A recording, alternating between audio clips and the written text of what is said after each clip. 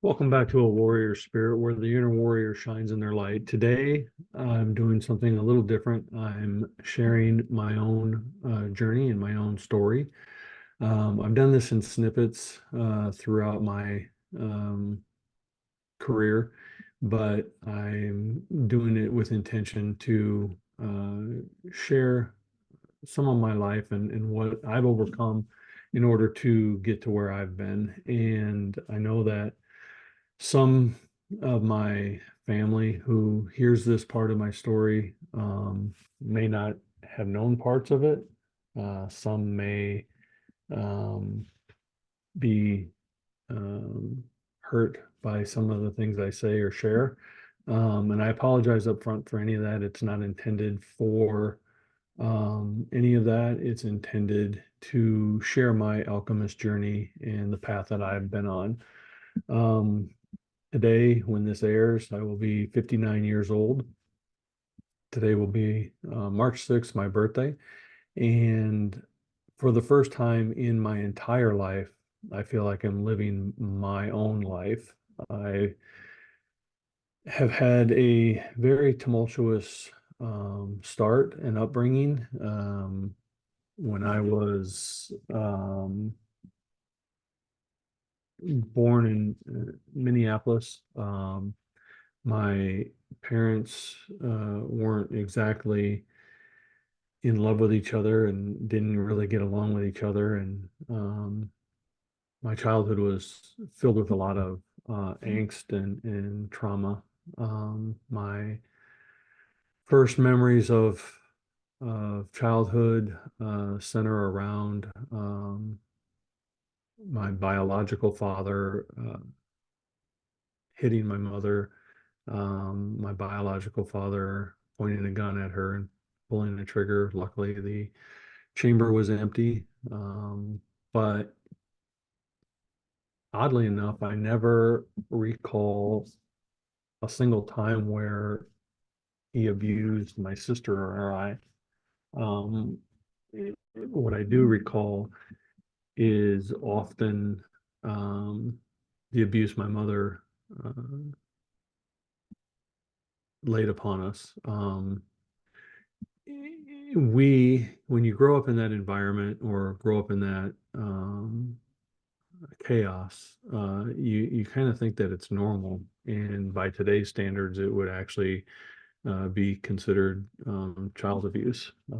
My parents split when I was like around five. And then we never saw my biological father again until I was in my early 20s. Um, but through all that time, my mom worked two and three jobs. My sister and I were latchkey kids. I often was responsible for taking care of my sister after we come home from school. I was also her protector from the environment around us. I remember in kindergarten having to carry a knife to school because the inner city that I grew up in was um, pretty um, urban, and poverty was rampant and violence was high. Um, and forgive me for if I'm pausing a little too much as I share this story. Some of it is still a little fresh and new to my own um, healing, so it still causes me a little bit of pause when I share it. But I'm not sharing this story to come from a place of victimhood. I'm not sharing this story so anyone might pity or anything like that. I'm sharing it from a story of victory because I finally have overcome my past and overcome my childhood and have overcome all the things that have shaped who I was for so many years. Um, I remember times as a child coming home and there'd be an eviction notice on the door, or something where we'd have to move again. So we were never really in one home for very long. We never had a lot of stability. But through it all, I had my sister. And later in life, when I was probably eight, 7, 8, somewhere in there, my mom hired a young girl to be our babysitter. So she would, spend after school with us until my mom would get home. She would care for us. She would um, walk us to school. And then in the summertime, we hung out with her, you know, almost 24/7. And really, she was the first person in my life who was kind and caring and gentle, and I really grew to love her in my own innocent way. And I realized that I carry that love for her through my heart today. And she was someone who shaped my life. And growing up in the environment that I did, with the revolving door of men that were in and out of my mom's life, and the adults who were there, I also became the protector of my babysitter.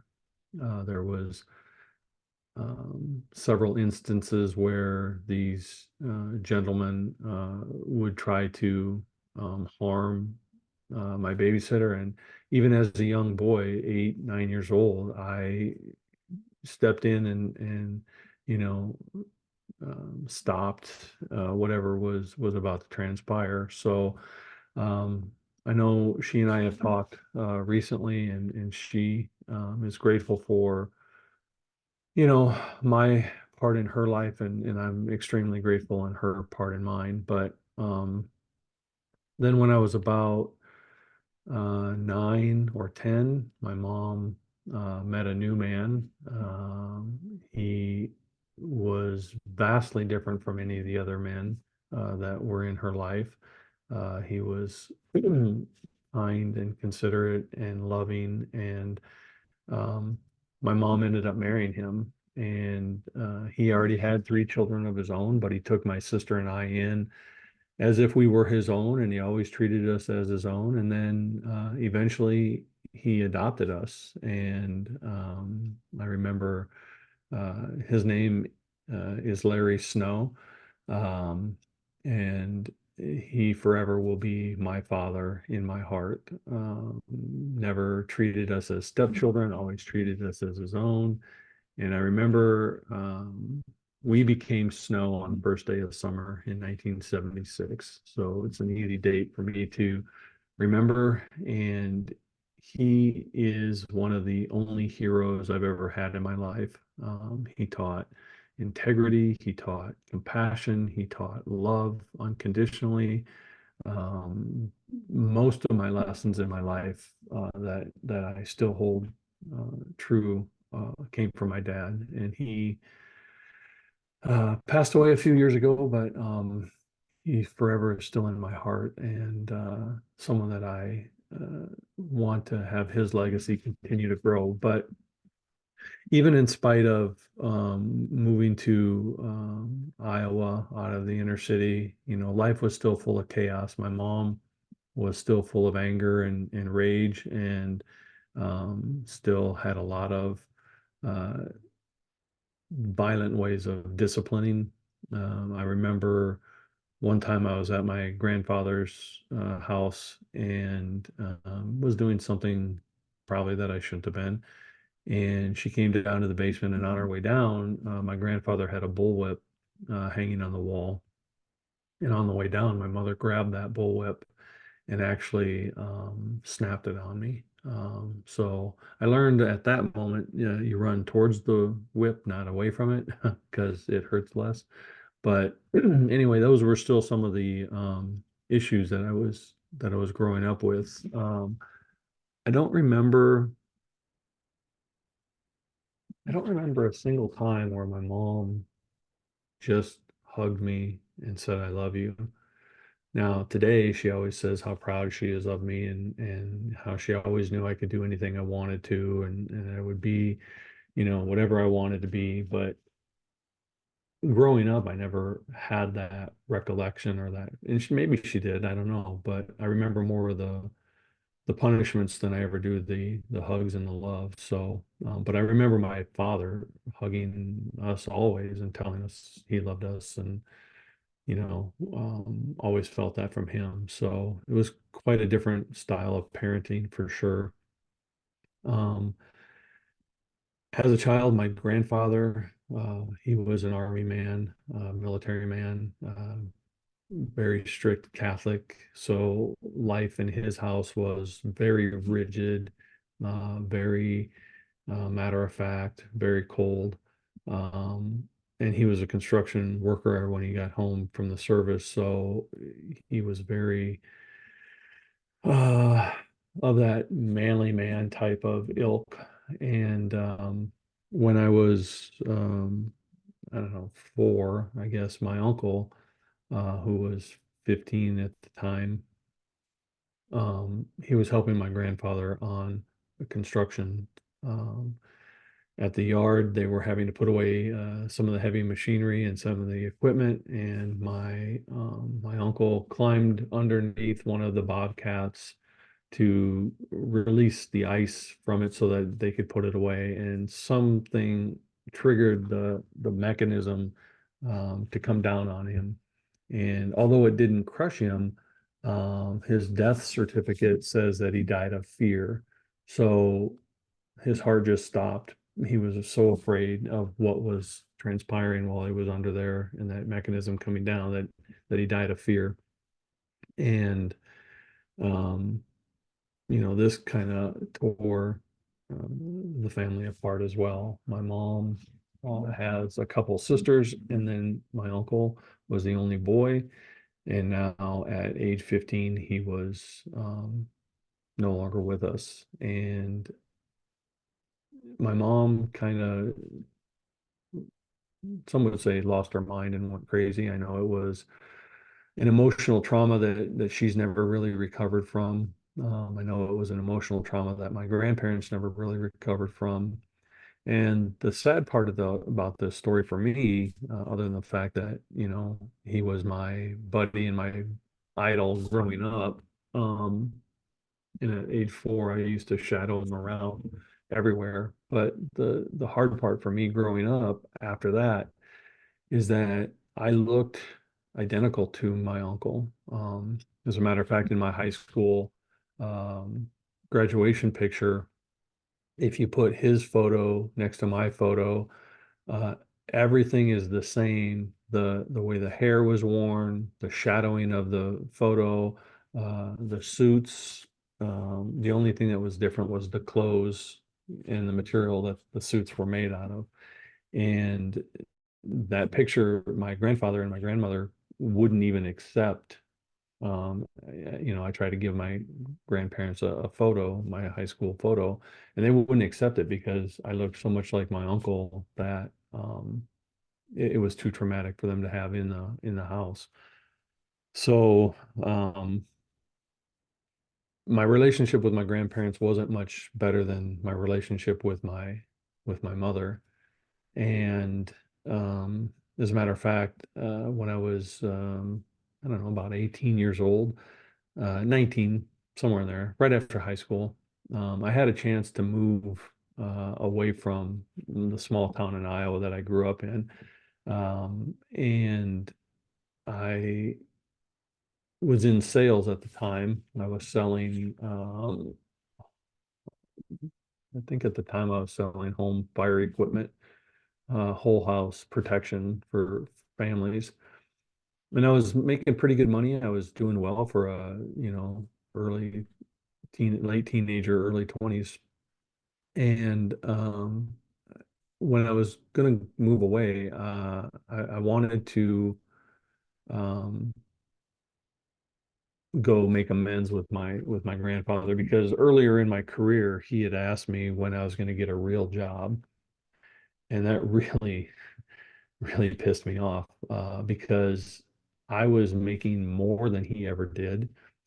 I felt sales was a real job, and just because it wasn't labor intensive like he was doing, I felt really dismissed in that comment. And I had told him at the time that I was making more money than he ever would, so I had a real job, and that comment in the heat of the moment caused a rift that was even bigger for us. And I didn't even talk to him for a year or so after I said that.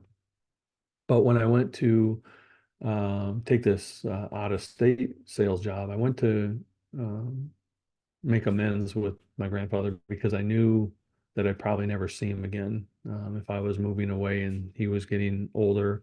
I didn't want to leave our relationship like that. So I went over to their house. And when I walked inside, I was my grandmother, she always sat at the little kitchen table there, and she was sitting there, and my grandfather just kind of looked at me and asked me what I was doing there.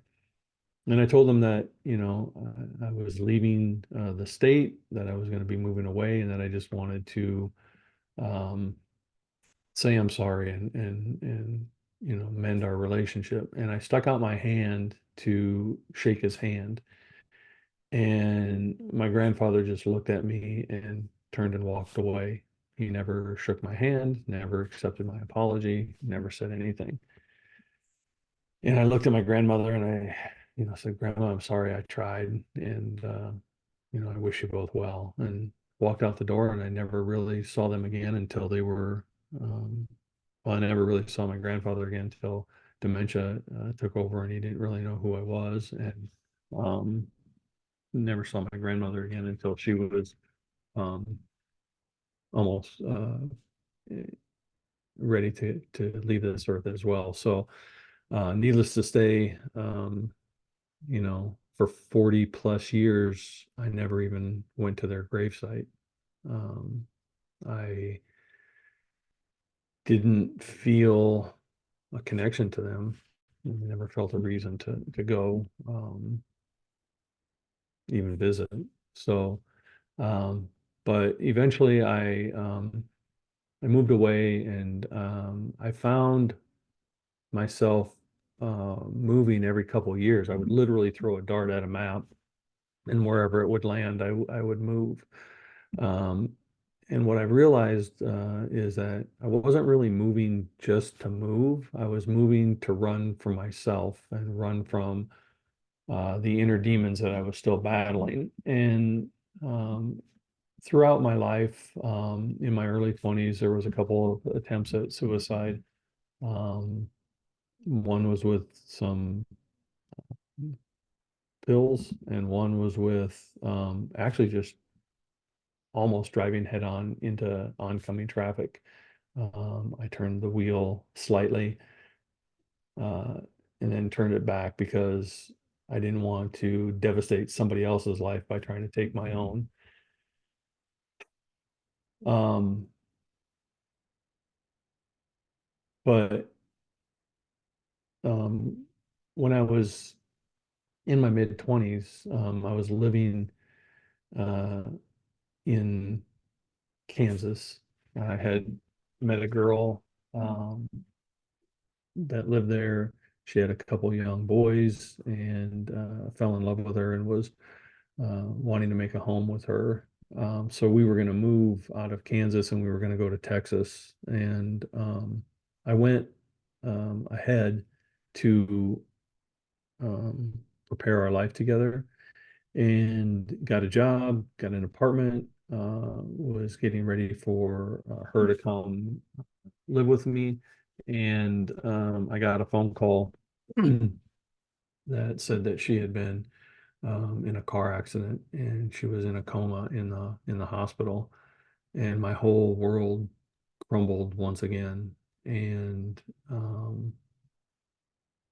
her parents didn't like me much because I was taking their little girl out of their little town, and they didn't like that. So when she was in the car accident, they didn't let me see her. They didn't let me come to the hospital and visit her. And so I had to stay in my little apartment in Texas and just kind of wait for updates. Well, when she came out of her coma, um, she didn't remember me. She didn't remember our life together. She didn't remember that we were moving. And um, so in my heart and in my mind, she had died that day. And I remember laying in my bed. Um, no, I had just moved, had just got a new job, and it was in sales, so it was in commissions. And so I didn't have a whole lot of extra money. So I was so devastated, I um, stopped working, stopped living, just laid in my bed every day, asking God to take and make it my last day. And I was selling off all of my possessions so that I could afford rent, was, you know, not eating, just sleeping, in a severe state of depression. And when it finally came down to where I had no more possessions to sell, I decided to go back home to Iowa for a quick visit and just kind of recoup. And I remember my dad's mom, my grandma, the one who was loving and caring and such a joy and a light in our world. Grandma Zinzer, I hold you in my heart to this day and appreciate all that you gave us. But anyway, I was my family didn't really know how depressed and the hole that I had dug myself in, and so I went back home and I was talking with my grandmother, and we were doing dishes, and I started to open up to her about the emotional state I was in, and my grandmother I mean, she has a great affinity for God, and she loves the Lord, and knows His grace and mercy, and so she has this gentleness about her, or she did at the time anyway. She's now long since passed, but um, we were talking about my situation and what had happened with my fiance and what I had done to myself because of it, and my grandma asked me, what would she do? What would she say? What would my fiance say to me? And, I kind of smart ass half jokingly said, well, she'd probably slap me. And without missing a single beat on the dish rag, my grandmother, in a very gentle voice, said, "Consider yourself slapped." And those words jolted my life. I was like, oh my gosh, I really need to go get my crap together. So I stayed about another week and then I moved back to gather my things, and I had no job, I had no money, I had no possessions other than the clothes that I could fit in my car. And I decided to move to Phoenix, Arizona. And so I was homeless, living on the streets, selling blood for gas money and or plasma. And what I would do is I would go to people's apartment complexes. In Phoenix, it's nice out, the sun's out, people are out. So people would be like playing tennis or, doing whatever. And I would strike up conversations with them and convinced enough people to allow me to spend a night or two on their couch so that the next day I could shower and go look for work. I refused to be standing on a street corner begging for money, but I wanted to go find work. And so for about a month, I was homeless, and as a matter of fact, I spent one night in the downtown Phoenix YMCA, and that was so scary of an environment that I decided I was safer in my car. I actually decided that living in my car was a better place for me than the Y. So anyway, um, it was about September, and it's still pretty hot here in Phoenix in September, and I was at this gas station. I had a little bit of money. I could afford a soda. But as I looked up, I saw this restaurant across the street, and it was an all-you-can-eat buffet restaurant. And I knew I didn't have any money to buy the food, but I also knew that it was air conditioned and I could get out of the heat and, kind of hone through the want ads. This was back in the day where you actually had to use a newspaper to find a job, and there was no cell phones. So I went in, I got my soda, I sat down, and I was reading the want ads, and a manager came over and he said, I see you're looking for work. Would you consider working here? We have an associate manager's position open. And I said, sure, whatever. So I filled out the job application. I handed it back to him, and he said, when our district manager comes in, we will give you a call and interview you. And again, this was before cell phones. I was living out of my car. So I knew in my heart there was no way that was ever going to happen. But I said, thank you. And he went on his way. Well, 5 minutes later, the district manager came into that particular restaurant unexpectedly. And he interviewed me and he hired me right on the spot. And so now I had a job. I had a job that one of the benefits was a meal, so I could eat at least once a day. And eventually it allowed me to get off the streets and into an apartment. So I know God was looking out for me and blessing me that day. There's been many ways that He's done that over my lifetime. Um, but that particular one really stands out for me. So but I still hadn't dealt with any of my inner demons and all the traumas that I was trying to overcome, all the inner fights and battles. You know, I earned my Eagle Scout when I was 18, and even that didn't bring me a lot of joy because I felt like I was having to do it for my uncle and not for myself. My uncle, before he died, as I mentioned, he was an Eagle Scout. He was class president. He was an honor student. He won the presidential award for some junior thing that he did, junior politics thing that he did. And he was always at the top of everything he did. And I always felt that somehow I had to live up to who he was going to be since he didn't get to. I felt that I was the replacement for him in my family's life.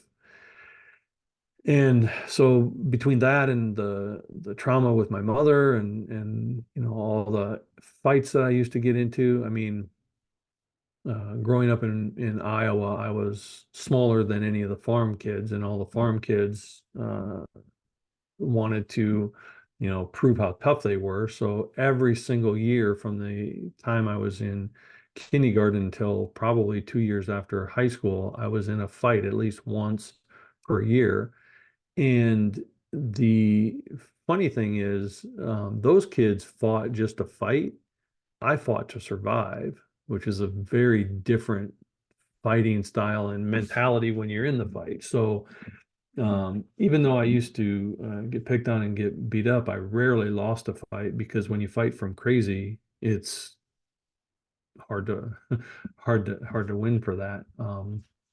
But anyway, I even my stepbrother and I used to get into fights a lot. And then when we were about 16, my dad demanded that we never do that again because we were getting to the point where we could hurt each other. So instead, what my stepbrother would do is he would get his friends to fight me.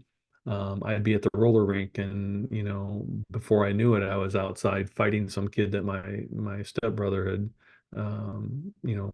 directed towards me. Or I remember one time I came home.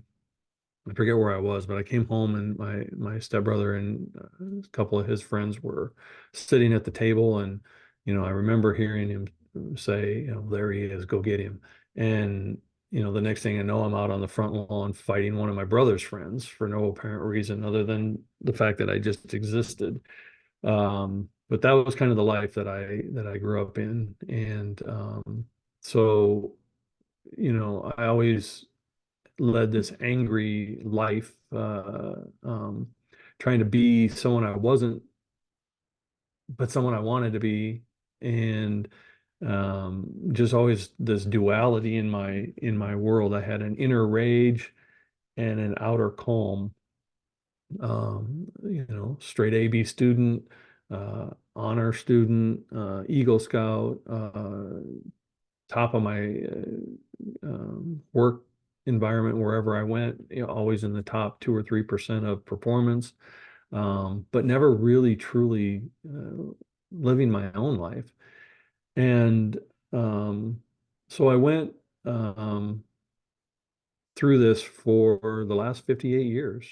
I've been uh, angry, I've been harsh, I've been short, I've been um, very direct, very bold, very outspoken. Because the reality is, I don't give a crap whether you like me or not. I want things to be done with honor and integrity because I never had that until my stepdad, who I will never say is my stepdad, he's my father. Until my father instilled those values in me, and now I try to live every day with that kind of honor and integrity. And so those things were hugely important to who I was and what I was trying to do. But um, I ended up in my mid 30s. I was working at a design college here in Arizona, and I was getting kind of tired of people telling me that I couldn't get a job just because I didn't have a degree. The world of sales was changing, the work environment was changing, and suddenly, you had to have these degrees in order to even be considered. So I was working at this design school, and I just woke up one day and decided, you know what? I'm going to get my degree. I kind of like the school that I'm working at. I think I'll just get a degree in design. Had never even considered design. Now, I was always a creative writer and kind of a wordsmith, but never anyone that you would consider artistic or any of that. But um, I decided to get my degree there, and they didn't offer any tuition assistance, even though I worked there. So I had to take out loans and get it. But I was determined to get my degree. And I was in my mid 30s and I was going to school with these kids that were in their early 20s, some adults in their 30s and my age. But for the most part, kids coming right out of high school or shortly thereafter and getting their, design degree.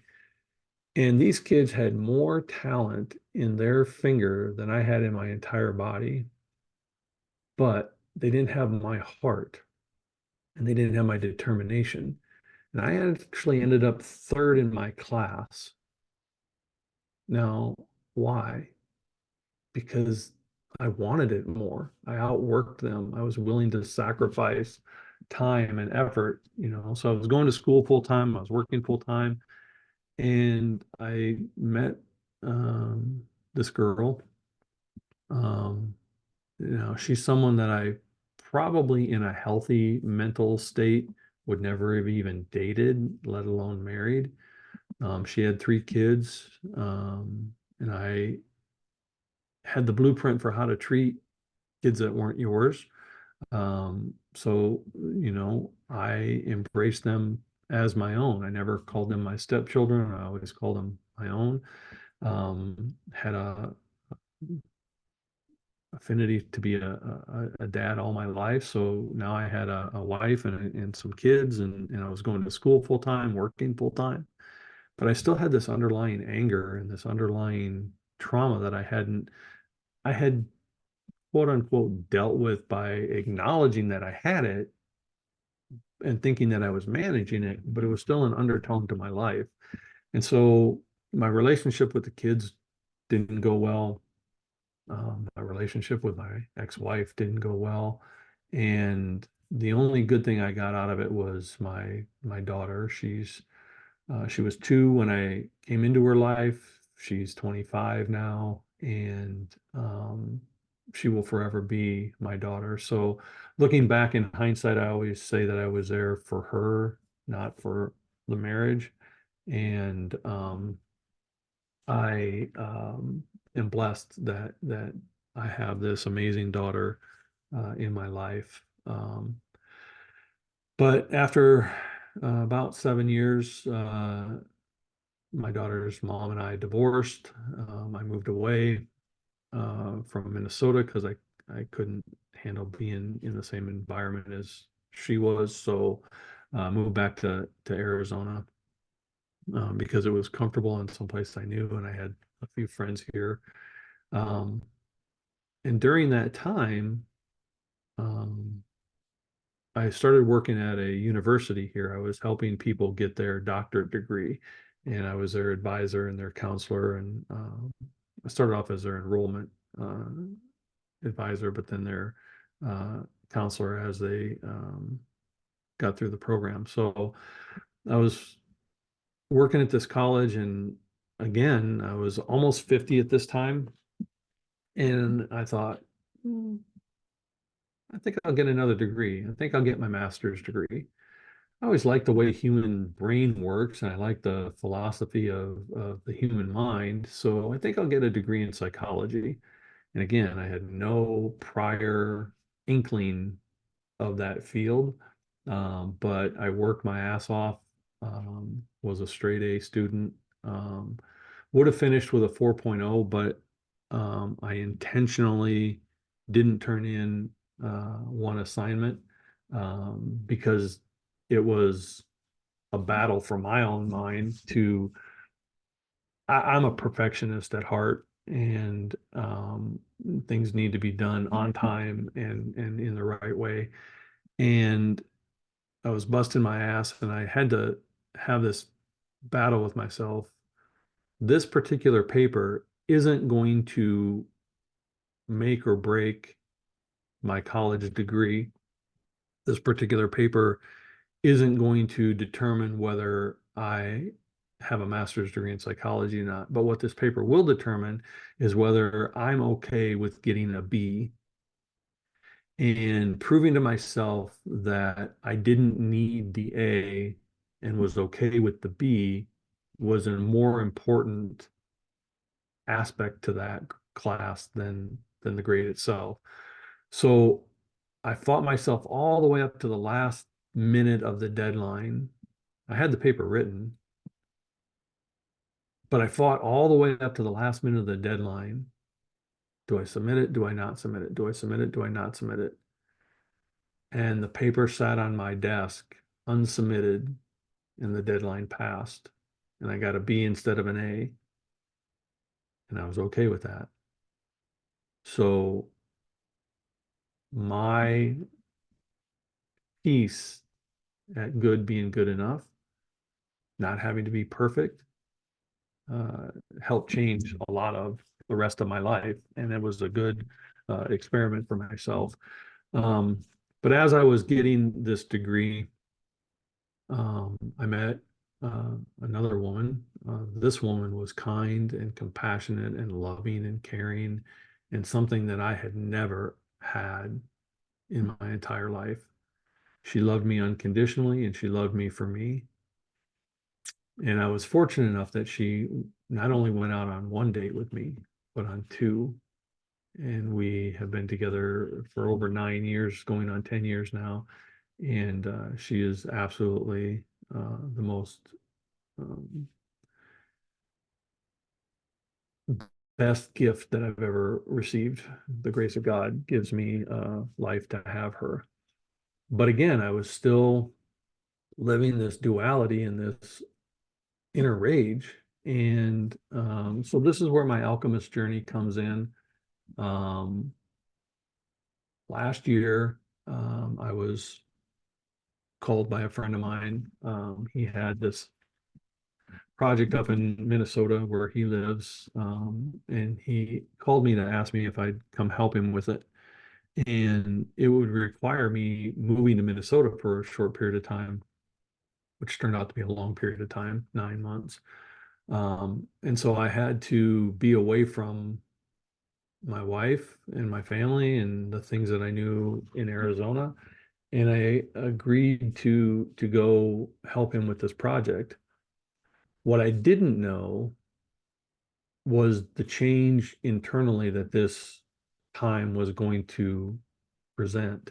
See, God has a way of leading you in a direction, but having better in store for you than what you think the direction is supposed to be. So, um, after a few months of being in Minnesota, which is where I was born and raised, I was living a few miles from where I actually grew up. I started to feel this inner call to start to heal. Um, I actually went to the elementary school where I walked to those grounds and I could feel the children and the energy that was there. And I was able to stand and release all of that hatred that I had for that place. And I was able to go to the church that my grandfather used to drag me to as a strict Catholic. Church was every, you know, part of his life, and I was able to go stand at that altar and release the feelings that I had about it. I was able to eventually uh, bring myself to go to their gravesite, and for the first time in 40 years, put my hands on their tombstone and release all the hatred that I had for them. I went to their old house where I spent many, many, many summers, where I was hit with that bullwhip, where I was angry with my grandfather, where I was abused in many of those rooms. And I was able to, I knocked on the door. I told the resident that, you know, this is a place that my grandparents used to own and that I kind of grew up as my childhood. And I was wondering if it'd be okay if I just walked through the house, you know. And I walked through every single room and I released all of the negative energy, and I forgave all of the things that had happened to me as a child in those places. And um, eventually I was actually able to um, piece together the story of what happened with my biological father and the lies that were told to me about his life and about who he was. And I was actually able to discover that I had two aunts that I never even knew. One lived a few miles from where I had spent time as an adult, and I was able to go visit with her and hear about my uncle and my dad, my stepdad, my biological dad's brother, and his life. And I was able to find an aunt who lives out in Kentucky and connect with her. And I was able to track down where my biological father was buried. He had passed away a few years ago, um, and I was able to connect with people who actually knew him as an adult and hear some of his life and what he had been up to. And I was able to go on this alchemist journey of healing and discovery. And I worked with a trauma coach while I was in Minnesota, and she was able to help me um, release some of this stuff that I'd been carrying for my entire life. And towards the end of my stay up there, another important um, event happened. Uh, I got a call one day,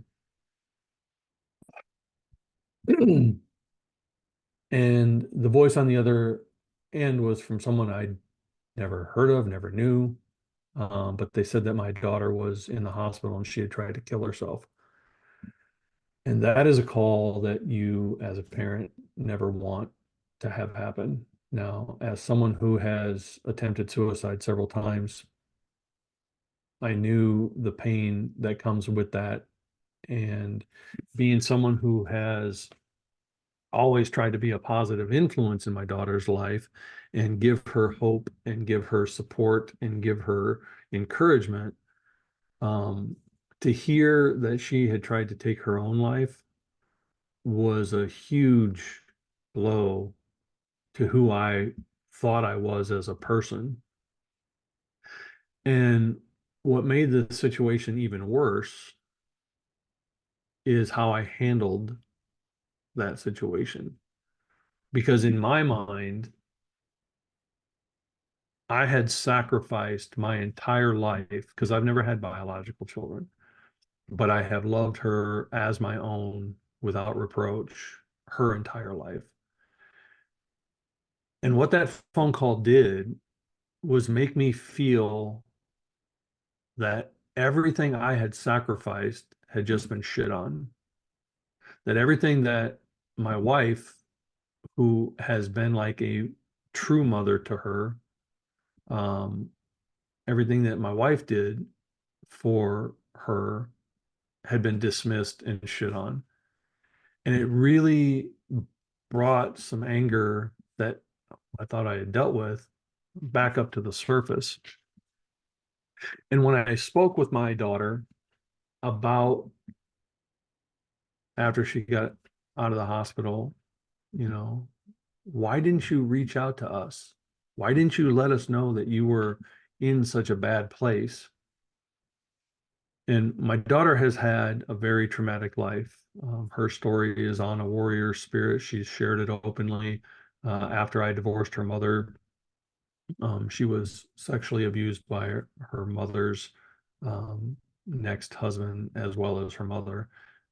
She was also drugged and abused for many years before she um, reached out to me for help, and we, along with her brother, was able to get her out of that situation, get her some help. But she's lived a very traumatic and hard life, and I've often blamed myself for leaving her in that viper pit. And I've come to realize that part of the reason she never spoke up and never told me is because of that anger that I had. She knew that I would have most likely handled it in a way that would have put me in jail, and then she would have lost both of the people that she loved as parents. So she never did that. But anyway, so when I asked her about this attempt at suicide, why didn't you come to my wife and I, and ask for help? And she said to me, um, because I didn't want to hear your positivity. I didn't want to hear that I was strong enough to get through it. And that gutted me. It gutted me because of I know all of the hardships that I've lived through. I know all of the trauma that I've dealt with. I know everything that I've endured and have always, minus those brief moments of, of um, weakness when I attempted those suicides. Other than those minor moments, I've always known that there is a way out. There's always hope if you look for it. There's a solution to every problem if you try to find it. And so when she told me that she didn't want to hear my positivity, that gutted me because to me, I can't stand toxic positivity where everything is sunshine and rainbows and unicorn farts and the world is just blah, great. That is not helpful. But being positive and knowing that there's a way out, that there are always hope, that there is something you can do, that's a different type of positivity in my mind, at least it was. So when she said that to me, what I heard her say was, "You're being toxic positive." And that boiled the rage out from me in an instant. And in an instant, instead of being loving and compassion, that rage surfaced and I exploded on my daughter and I told her all the things that she was doing wrong. I told her all the ways she wasn't taking responsibility for her life. I told her all the things that she needed to step up and do. If she didn't like my positivity, how did she like this? How did she like this truth that I was now telling her? And instead of being loving and compassionate towards my daughter, I was enraged by what she had done to me in my mind. And obviously, she threw the phone to whoever was in the room with her and said, I'm done with that. And I had to take a step back and I realized that I had been meeting my daughter where I expected her to be, not where she was. I was meeting everybody in my life where I expected them to be, not where they truly were. And that's a horrible way to go through life, expecting people to be at their best and at their potential and always seeing the goodness in them. So expecting them to rise to it instead of being compassionate and empathetic to where they are and what they may be going through. And it changed the way that I view everything in my life. Um, my daughter is better now. She's healing, and our relationship is getting stronger because I'm able to meet her in her place, not in my place. And that was part of my own healing journey. Um, so this inner strife that we deal with, we all go through something. We all have something. And we can either truly, truly face it and truly, truly heal from it, or we can just kind of acknowledge it and set it aside and it fester and boils and manifests its way in areas of your life that you're not even aware of. Why was I so angry all my life? Why was I living a dual life all my life? Why was I handling situations in the violent manner that I was? Because there was no inner peace in who I was. And I've made a vow to myself. As I said, I'm 59 today. I will not enter my 60th year in the same manner that I entered my 59th. I will not be the same person that I was for 58 years of my life. I will not live a dual life internally. For the first time in my life, I get to live my life. And that brings a lot of peace and a lot of comfort within. But here's what I'll tell you, and I coach uh, uh, people to help step into their purpose and their passion to live their authentic life. And I was a much better coach for others than I was for myself. But now I'm much better for myself so I can be better for others. And I'll share that you can't get through by faking it. You can only get through by going through it. And you have to face it head on and you have to address it with intention and purpose to remove it. Our past is our past and it shapes our future, but it doesn't have to always be drugged with us. And when you can get to a point where you can tell your story from victory instead of victimhood, then you've succeeded because we're all a victim if we want to be, but we're all victors when we intend to be. And I no longer share the pains and the traumas of my life from a woe is me, what happened to me, look at all the suffering I did. I share it from look what I've overcome and look at the lessons that I've learned along the way and look who I get to be now that it's released. So I would encourage you Whatever you're going through, it doesn't have to define you. Whatever was done to you is not about you. And I said this to my daughter, we are often dealt a shitty hand, but we don't have to play it like one. And we all have the capacity and the ability to play a winning hand if we want it. And so I'm going to end this in the way that I end all of these shows. I ask my guests, what does a warrior spirit mean to you? And for me, a warrior spirit is someone who is still standing every single day. And our 100% may not be the same every day, but every day we give 100% of who we are. Some days are up, some days are down, some days are in between, but every day we give that 100%. And we never stop. We never stop trying to improve. We never stop trying to overcome. We never stop trying to make the world around us a better place. And I know that if you're in my tribe and you're in my circle, you have a warrior spirit. And I encourage you to keep shining your light no matter how dark the world is around you. So I I thank you for sharing this journey with me, and I appreciate every single one of you. And I want you to know that if you are struggling or in need, reach out because none of us can do it alone, no matter how strong we think we are. So have a blessed day and a blessed year and a blessed life. Bye now.